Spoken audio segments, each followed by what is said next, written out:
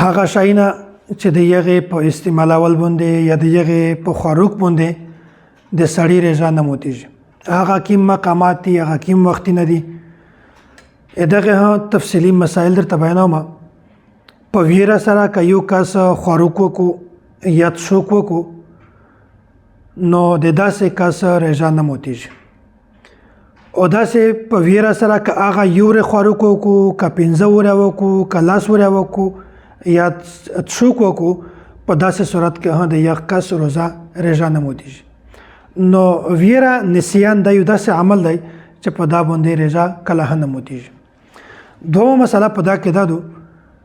چې که یو کس داسې وي چې هغه په ویره سره خوراک کو څوک کو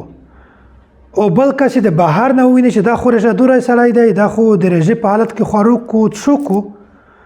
نو بیا ځنې خلک دا وایي چې دا ته رضا مه ور په زړه کوه ځکه چې دا خو د الله تعالی ولما دی په دا کې لږ تفصیل دی تفصیل دا دی چې کوم رضا دوره سړی دی د یغ جسامت توکسه یغ توکسه چې هغه کس کمزوری دی او که طاقتور دی که چیرې په پیدلې چې دا سړی چې کوم په ویره سره خوراک کو یا څوک کو د دمره کمزوری دی دمره بیمور دی چې هغه د ویګا پر رضا نشي تم کولای رضا نشي برداشت کولای په داس صورت کې بیا تو ته پر پچاردو چې ته خاموشي اختیار کا یخ کاسته رضا مور پزړه کاوه کچیره سړی طاقتور وي مضبوط وي په پیدل چې دا سړی ویګا پر رضا تم کولای شي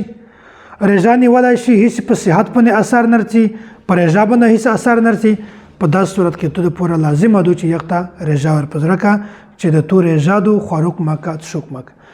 نو عام خلک چې وایي چې د الله تعالی ول ماده مې ور پر کوا نه دا دوه قسمه تفصیل دی کچیره کمزوري وي مې ور پر کوا کچیره طاقتور وي مضبوط وي بیا رضا ور پر کوا دا سه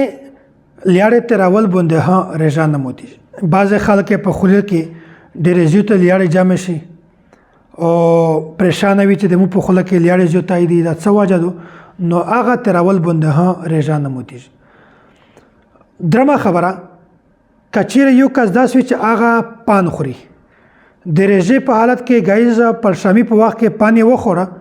په انا باندې خلاص پاکړه غرغړای وکړه نو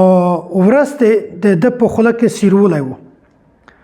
ځایکانه صرف سیرولای و رنگ وو نو د یغ رنگ په وجبونه پر رجابونه هیڅ اثر نه لويږي نو صرف د رنگ د وجنه هغه رجا نه خرابېږي رجا بالکل صحیح ده که یو کس داس و چې هغه د یخ په خوله کې لیاړه هم د یخ په خوله کې وینه هوا کچېره وینه زیاتای و اما مثلا ان شاء الله مخ کېدو نو کله چا په خوله کې لیاړه زیاتای وینه کم و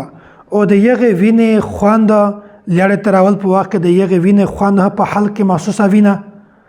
ذایقه نه محسوسه وي په دغه صورت کې په هغه د یخ سړی رضا نه موتیږي او داسې کچېره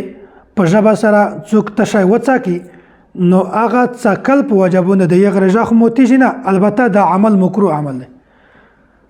دا عمل خوشوي نه دی مطلب دا دی چې دغه رضا کې د یغ په صوبه کې فرق راځي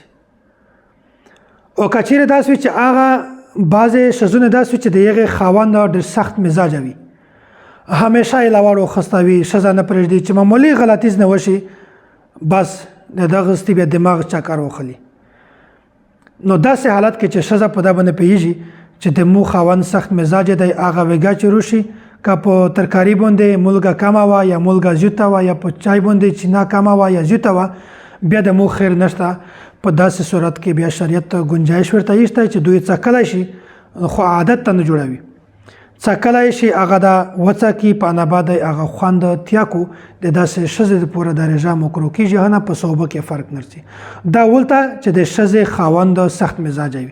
هغه خاوند په دا باندې پیږي نه چې د شزه د مو د پوره کیم عمل کو البته کله چې خاوند سمجدار وي یې شور وي په دا باندې پیږي چې کمول غځتای شو کا کما شو خورجادو د شزه کیمه غلطی دو په داس صورت کې کا شزه بیا وڅا کې د یغه د پوره مکرو عمل دی خدا شرط ولته ده کچېره سړی په ول نه و د سړی دماغ خرابي همیشه ډنډا وخستوي بیا په یو صورت کې د شزه د پوره د گنجائش ته په یو وخت کې د عمل مکروه عمل نه ده بل خبره بعض شزونه داسته چې هغه د خپل بچی د پوره یو شای په خوله کې پستوي نو عام حالت کې کيو شای څوک ورته پوست کو بچی ته په خوله کې ورکو پستول د مکروه عمل ده ښه عمل نه دی. او که چیرې داس وي ځکه چې نن سبا خو سهولیت شته، هر قسمه وسایل موجود دي، سهولیت موجود دي، دغه د پوره د مور د پوره ضرورت هم نه پیش کېږي چې هغه په خوله کې یو شاور تپوس کو. که چیرې داسې علاقه وي، داسې ځای وي، داسې وخت وي چې پاکې سهولیت نه وي، مجبوري یې شي په خوله کې د یخ شي د پستولو دپاره مجبوره وي، بیا په یخ صورت کې ښځه هغه پستولی شي، بچي ته ورکولی شي، د هغه دپاره دا عمل مکروه عمل هم نه دی.